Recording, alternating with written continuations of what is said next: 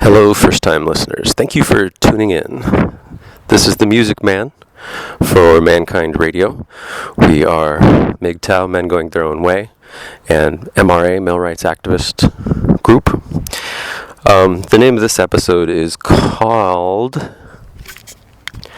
My Vision for MGTOW. Now, I thought long and hard about the name of this episode, because in MGTOW there's a saying that there are no leaders of MGTOW.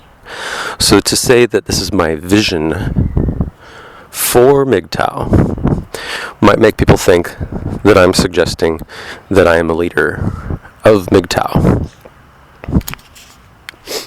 But that's not what I'm saying. I am a leader because I have a leadership personality. I am a guru. I'm a Jnana guru. I was given Shaktipat initiation by Guru Maheshad Vilasananda of the Siddha Yoga order. Jnana Yoga, for those of you that have never heard of it before, is the yoga of the mind. It's the yoga of philosophy and psychology. It's the yoga of personal mental health.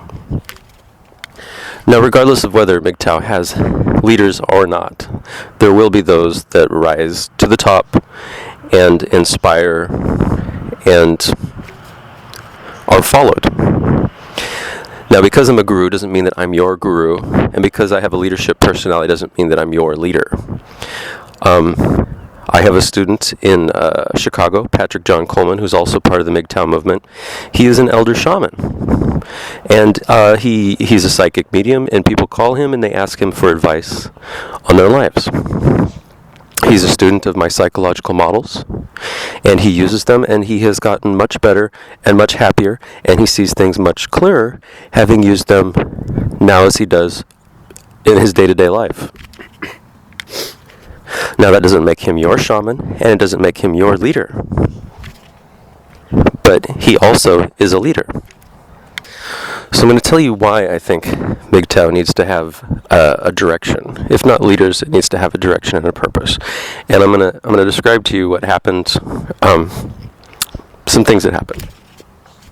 A few years ago when I was on MySpace, back when MySpace still had group functions, blog functions, and philosophy functions, there was I had begun noticing a certain pattern. I had written a blog which was called the Fundamentalist Drift Theory.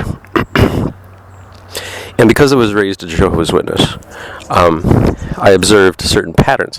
When the Jehovah's Witness organization was first created, it was pretty decent. There were drawings of boobies in the literature and stuff like that. You could smoke. But as things proceeded, and as they tried to proselytize their message to more and more people were included who could easily become offended. And so what it meant to be a Jehovah's Witness was slowly but surely attenuated until there was almost no personal expression, because everybody could be offended at anything, anytime. And I refer to that as the fundamentalist drift theory. I also noticed the same thing happen with the atheist movement. Specifically, Richard Dawkins and his followers, the Dawkinites, they proselytized their message not to the smartest, most scientific people who could debate the most rationally and the best, but what Richard Dawkins did is he conflated atheism with anti-theism, or misotheism, which is the hatred of God, and then created a meritocracy of hatred of God and hatred of Christians, which means that the Dawkinites were not smart people. They were violent and abusive, and in their actions, they characterized atheism poorly. Richard Dawkins has since kind of had a psychological breakdown, and he's kind of lost his standing as one of the leading and foremost atheists, being replaced by such atheists as Sam Harris. I don't even think Bill Maher has him on his show that much anymore. But the other interesting thing is that Bill Maher has actually changed his narrative and his arguments, saying that all religions are not the same, and his narrative coincides with that of Ayaan Hirsi Ali. Take a look at the United States. As we try to incorporate more and more people into the United States, our freedom of speech diminishes, and what it means to be an American is attenuated.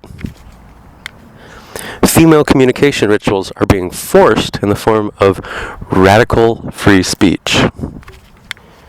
So my vision for MGTOW is to define what it means to be MGTOW in such a way as it doesn't predispose itself to the fundamentalist drift.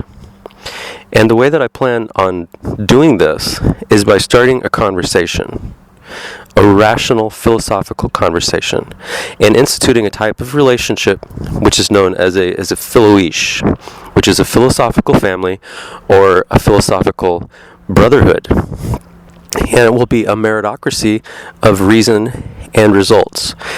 And the word philia comes from the Greek meaning brotherly love.